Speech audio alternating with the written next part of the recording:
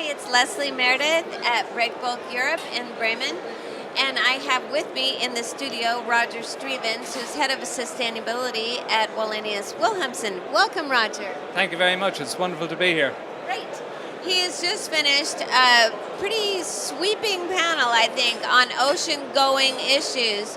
And I do know that your specialty is looking forward to solve, not in a happiness way, but looking toward the future of what is the industry, how will it respond to the new regulations coming into effect in 2020, right? Yeah, this is the sulphur regulations that we're really talking about here, and I asked the question to the panel that how will their vessels comply with these regulations. There are a range of different options that are available to the industry as a whole. They were very clear on the point that for them, for existing vessels, for MPP and heavy lift vessels, that it would be a fuel-based solution rather than scrubbers. But for new builds and larger vessels, and this is certainly something that resonates in the deep sea ro-ro segment and container, that scrubbers are a viable option too. And you made an interesting point to your choice of words of looking forward to this. I don't think it's exactly something that really any of the industry is looking forward to, in the sense that there's a lot of uncertainty to deal with. And it will cost a lot. Exactly. But you could also look at it from this perspective. It is a commercially significant piece of regulation. It has commercial impact. And so it expands the range of the competitive issues that companies compete on. And if you want to compete, if you have a good plan, perhaps it actually stands you in better stead than otherwise would be the case.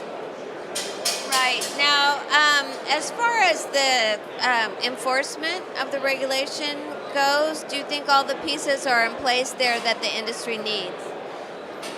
From the industry perspective, I think that the solutions are developing quite quickly, and that from our own company's perspective, we're confident that we will be able to get the quantity of the fuel, of the type of fuels that we want where we need them. We do have an advantage in being a liner operator and knowing where our vessels will be a long way in advance. That helps with planning, and also when you buy as much bunker as we do, you tend to be first in line at the fuel pump. That's an interesting question to ask to much smaller operators, and they have, generally how they address these big, difficult, technical, regulatory challenges without the level of resources of bigger industrialized players. That's an interesting one to ponder.